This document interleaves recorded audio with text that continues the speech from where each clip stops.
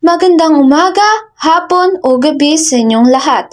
Ngayon, aming isasalaysay ang mensahe ng butil ng kape na sa salitang Ingles ay The Story of a Carrot, Egg, and a Coffee Bean. Kaya't halina, tayo ay makinig. Mensahe ng butil ng kape, isinalin sa Filipino ni Wilita A. Enrijo. Noong unang panahon, may mag-amang nakatira sa isang baryo. Ang kanilang hanapbuhay ay ang pagsasaka sa bukid. Isang araw, habang sila ay nagbubungkal ng lupa sa bukid, narinig ng ama ang kaniyang anak na may binabanggit. Hindi makatarungan ang aking buhay dahil sa hirap na aking nararanasan. Banggit ng anak. Sa pagkakataong iyon, tiningnan ng ama ang anak at tinawag niya papunta sa kusina. Nilagyan ng ama ang 3 palayok ng tubig at saka isinalang sa apoy. Walang narinig na salitaan sa mga oras na yaon. Hinayaan lamang nila ang mga nakasalang na palayok. Hindi nagtagal kumulo ang tubig. Sa unang palayok, inalagay ng ama ang karot. Sa pangalawa naman ay ang mga itlog. Sa panghuli ay ang butil ng kape ang inilahok. Makalipas ang 20 minuto, inalis ng ama ang mga baga at pinalapit ang anak sa mga palayok. Damhin mo ang mga ito. Hikayat ng ama. Ano ang iyong napuna? Bulong ng ama. Napansin ng anak na ang karot ay lumambot.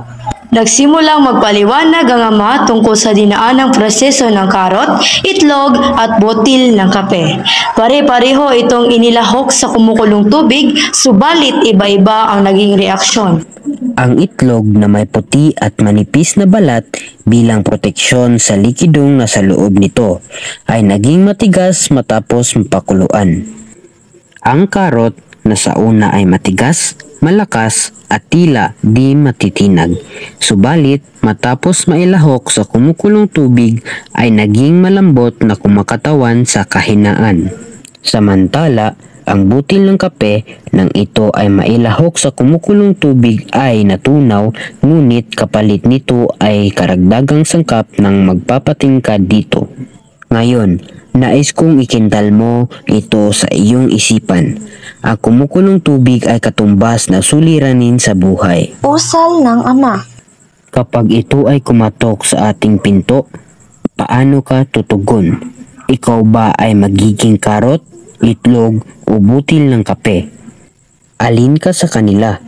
Ikaw ba ay magiging karot na malakas sa una, subalit nang dumating ang pagsubok ay naging mahina?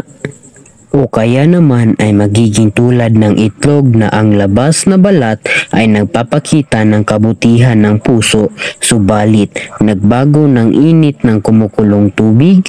O maging tulad ka kaya ng butil ng kape na nakapagpabago sa kumukulong tubig, kapuna-puna na sa tulong ng butil ng kape, nadagdagan ng kulay at bango ang kumukulong tubig.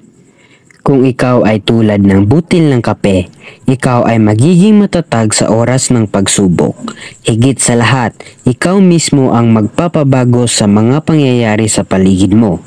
Paano mo ngayon hinaharap ang mga suliranin sa iyong buhay? Ikaw ba ay sumusunod lamang sa kung ano ang idinikta ng sitwasyon o nagsusumikap kang maging matatag sa harap ng mga pagsubok? Kaya anak, ikaw ba ay karot, itlog o butil ng kape? Tanong ng ama sa kaniyang anak. Ako ay magiging butil ng kape. Sagot naman ng kaniyang anak.